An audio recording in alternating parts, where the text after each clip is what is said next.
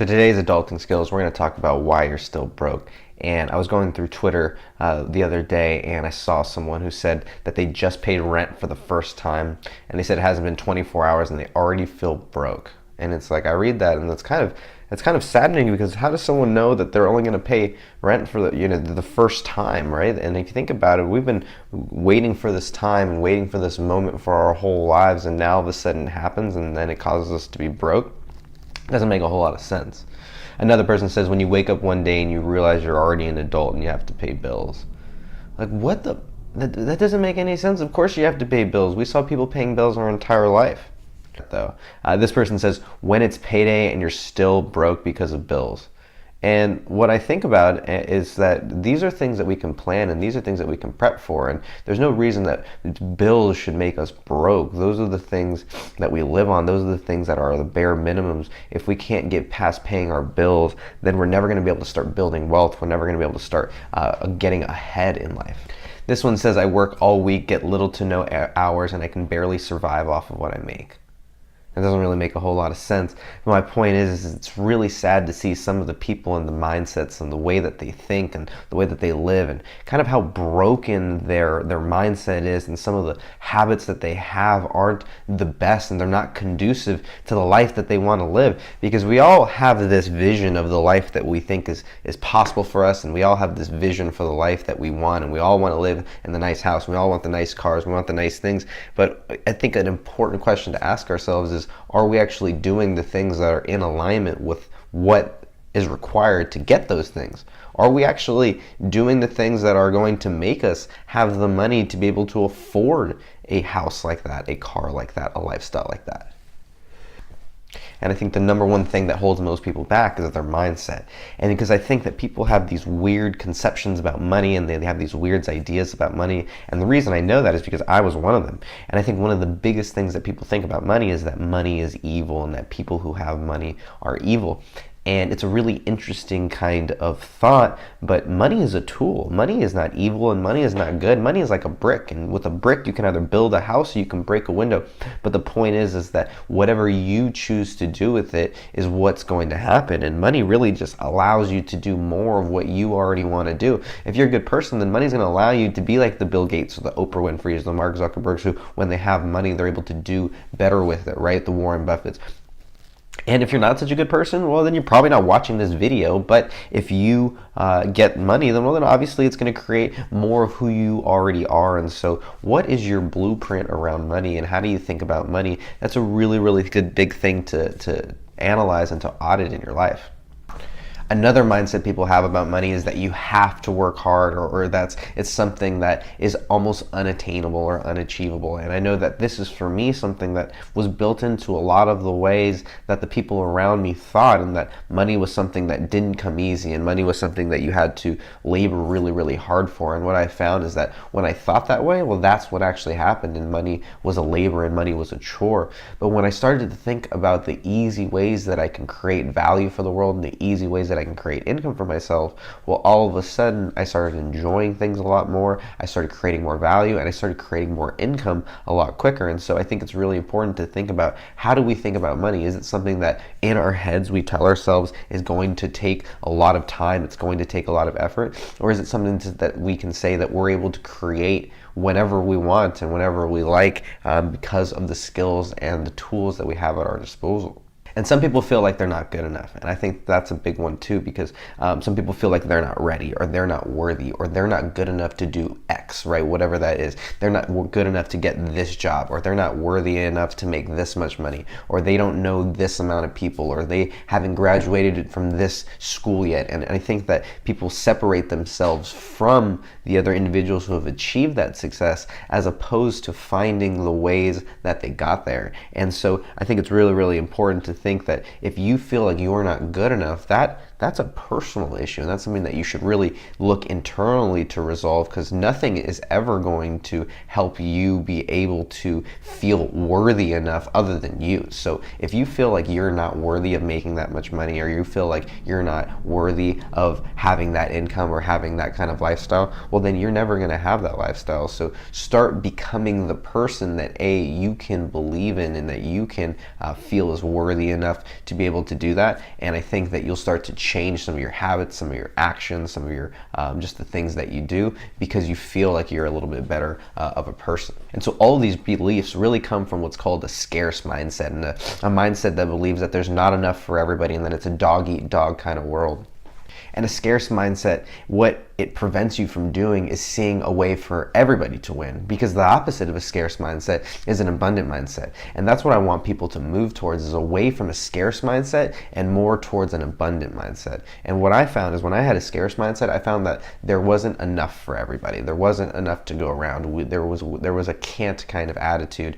And when I shifted towards an abundance mindset, what I started to see was that there was an opportunity for everybody to win. There was an opportunity for us to succeed together, and there was a way to do it because there is enough, right? And I love that living in this world in 2016, we're able to be exposed to different resources and information and people who are out there doing the things that, quite frankly, give me the inspiration to go out there and try and change the world. And so you can find that out there as well. You can see that there is potential and there is opportunity, there is possibility around us. So don't get bogged down in what's not going right or what's not possible, what you can't control. Work and focus on the things that you can control and the things that you can do, and take action, moving you closer towards where you want to be in life. Now, what comes along with this abundance mindset is obviously more for you, but what's inherent in an abundant mindset is more for everybody else, because when you get more, what that's going to mean is that's going to allow you to give back more. That's going to allow you to do more. That's going to allow you to be more and give more and create more. So what happens is it's a sustainable process, and it's a process that builds upon itself. So you don't have to worry about taking away from anyone else's opportunity. That's the nice thing about living in today's world, is that we can now work together and we can collaborate to make sure that we have a way for us all to succeed, because there is a way to do that. And so an abundant mindset really provides for everybody. So after we've pinned down the right mindset and we have an abundant mindset, well, then the next thing that we got to do is we got to work on our habits. And habits make it easier, because habits are things that are routine. Habits are things that we don't have to do about. When you get out of bed, you probably go to the bathroom. It's a habit. You don't have to think very hard about it. In fact, it would probably be weird if you didn't do that, right? Another habit is what time you wake up. It's really interesting. Sometimes I find that I don't even set an alarm clock, and I still wake up at the same time that I usually do when I do set an alarm clock, because my body is just used to that rhythm. So sometimes the habits, they are already built into our DNA. They're already built into our physiology, and it just happens automatically, so we don't even have to think about it. So when you're creating your habits, you want to make sure you've got your 3 R's, right? The first is your reminder, right? You got to have some sort of reminder, whether it's you waking up, whether it's you setting an alarm, whether it's you sitting down in your chair at your desk, right? Whatever it is, you've got to set some sort of cue that's going to remind your body, your mind, of the next R, and that's the routine that you're going to go through. Because you see, what happens is that in sports, we always warmed up and we always stretched before the game, and that was kind of the reminder that there was a routine of a game that was about to be played. Obviously, there's routines that we do to warm up, but what's an easy kind of thing that you can, an easy way and an analogy that you can think about is that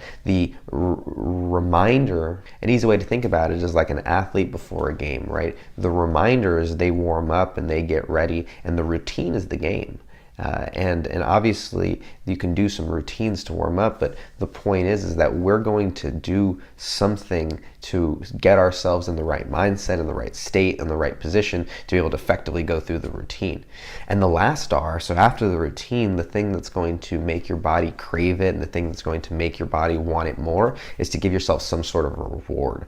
And so after that routine, what you've got to do is find some sort of way to give your body some sort of reward for doing that. So maybe it's some sort of physical reward. Maybe you eat something, or maybe it's a treat, or maybe it's some sort of drink that, maybe you go out to drinks or whatever it is. But physical rewards is definitely something that's possible. But find some sort of way to reward yourself.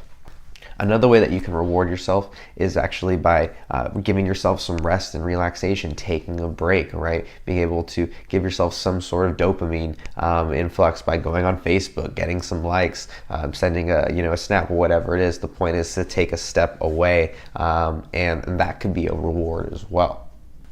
So make sure that you're going through the 3 R's, right? That you're giving yourself a reminder and you're putting yourself in the right state, the right place, the right mindset. You're going through the routine, which is something that you need to do on a consistent basis, right? The habit that you actually need to improve, and that you're giving yourself a reward at the end so that you can actually train your body and kind of trick your body into craving that process and that routine more often.